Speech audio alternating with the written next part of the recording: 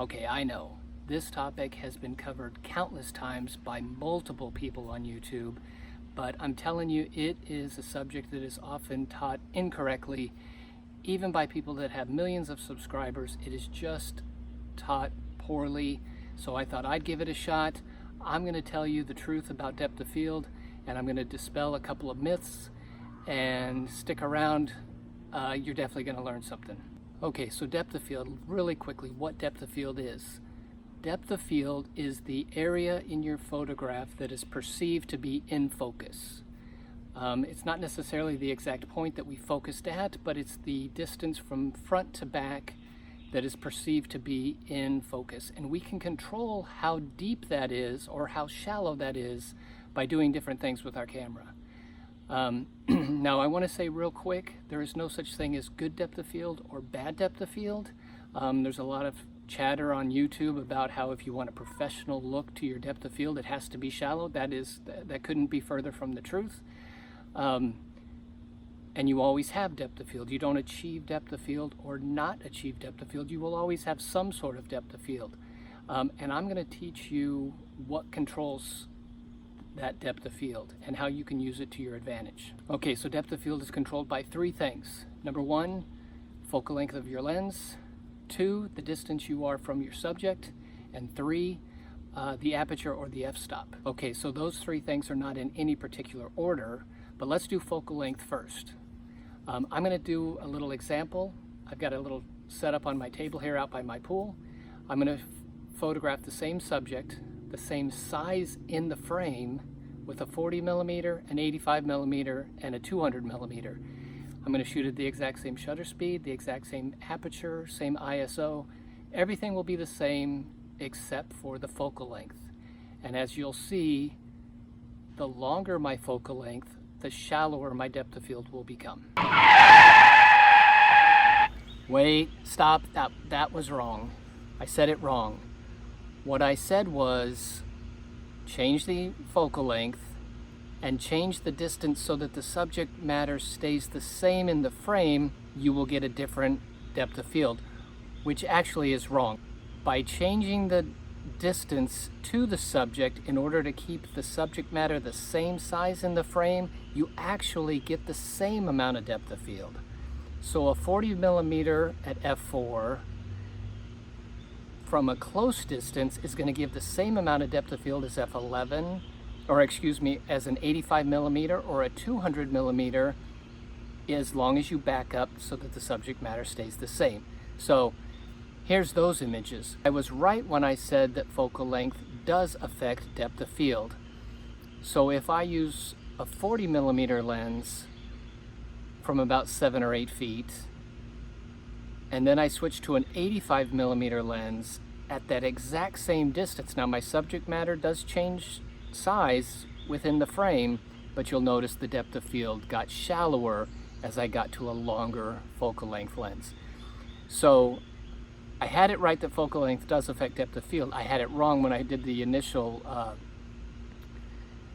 demonstration, but it was kind of interesting to see that if you have a short focal length lens and you want shallow depth of field, the key is just to get in really tight, and you can achieve the same shallow depth of field regardless of the focal length lens that you have. So there you have it. So now we're going to do distance. So I'm going to use the 85 millimeter lens. Doesn't matter which lens I use, but I'm going to shoot one from about 15 feet away, and then I'll come in and shoot one at about 7 or 8 feet. I'll half the distance. And what you'll find is that the closer I get, the shallower the depth of field will become. So vice versa, if I back up, I'm going to gain depth of field. I'm going to have a greater amount of depth of field. So yeah, let's do that shot.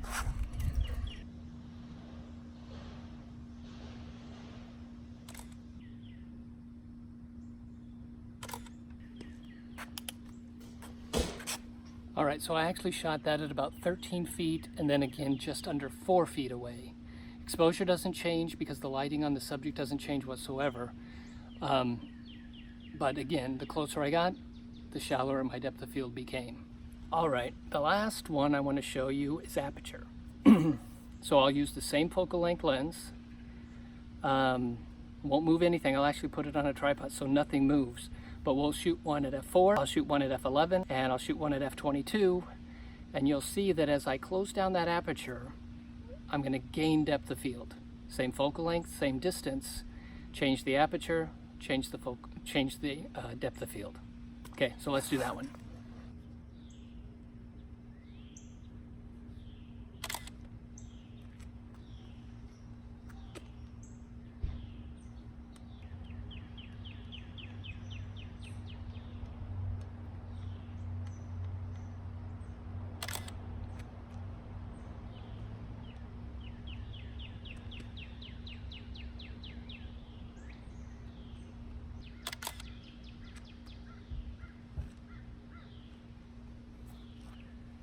Okay, one little side note to point out. As I switched from f4 to 11 to 22, as long as I opened up my shutter speed to compensate for closing down my aperture, I maintained an equivalent exposure.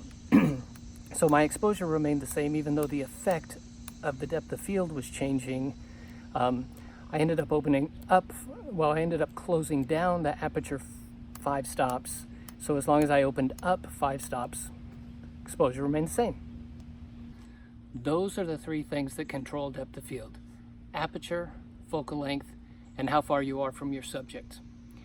Now, one of the things that a lot of channels will talk about is the size of the sensor will change your depth of field.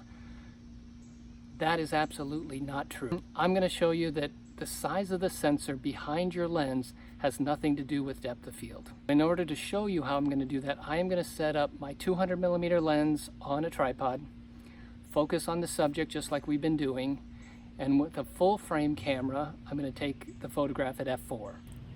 I'm then going to switch to a crop sensor camera, everything exactly the same. Lens isn't even going to move. I'm just going to take one body off, put the other body on, crop sensor, go from full frame to crop sensor, shoot at the exact same aperture, exact same shutter speed. Everything will remain the same except for the camera body behind it, and I will show you depth of field will remain exactly the same.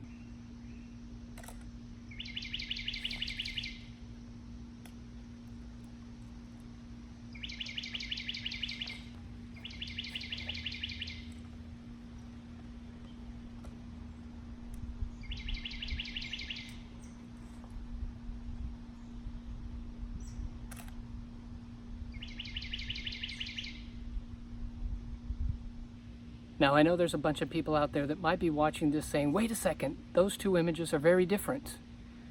One is cropped in much tighter. Well, yes, absolutely. A crop sensor is just simply smaller than a full frame sensor, so it sees less of the projected image, but the image itself doesn't change. The focal length of the lens doesn't change, the aperture doesn't change, and the depth of field does not change either. The only thing that changes is how much of the projected image is seen by the sensor. It's a smaller sensor, so it sees a smaller portion of that image. Now, in order to correct that or to see the same field of view, I have to do one of 2 things with the crop sensored camera. I have to use a shorter focal length, or I have to back up. Both of those things we just proved earlier change the depth of field, and I'm going to gain depth of field by either one of those 2 things. So in a sense, the size of my sensor is going to cause me to do things that will change my depth of field, but the sensor itself is not what's doing it. It's the effect that I have to do to compensate for the smaller sensor. A lot of channels will say that, that actually does change it. Well, the way I would look at it is kind of like this. When it comes to cars, a lot of us just simply know how to drive the car. If our car broke down, we have no idea how to fix it. We know how to drive it, we know where the steering wheel is, we know which pedal to push to go and which pedal to stop, but we don't know anything about fixing the car or how the car actually works. Now, if you're the type of photographer that just wants to drive the car, then you can look at it that way. But if you're the kind of photographer that wants to know how it works so that you can troubleshoot, so that you can, correct things on the fly or understand how it works so that you can drive the car better, then I think you need to understand how depth of field actually works and how a crop sensor actually works, that it doesn't change depth of field. It will affect things that do change depth of field, and hopefully that makes you a better photographer. And one more thing before I go, A lot of channels, when they talk about depth of field and they talk about shallow depth of field, they make the claim that that's a professional look. If you want professional looking photographs, you have to have shallow depth of field. And I said this at the beginning of this video, that that's not even remotely true. I want to show you a few examples, some of my favorite photographers that I love to look at their work. And you will see that even though they are photographing people, where it would make sense to kind of blur out the background, they have very sharp backgrounds, and the images are beautiful. And these guys are some of the top photographers right now doing their thing. So yeah, play with the depth of field, see what works best for you and for your shot that you're doing. And for now, I will see you guys. Have a great day. Bye.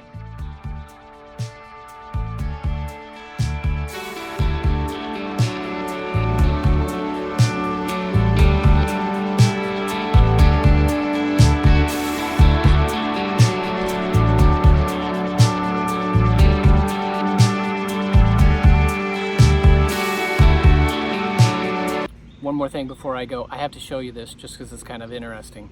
I'm sitting out next to my pool under my umbrella at the table to do this video, and in my umbrella at the top is where the frogs like to sit. Don't know why they like to sit up there. I guess maybe they catch the bugs up there, but whenever I come out here, there's a frog up there.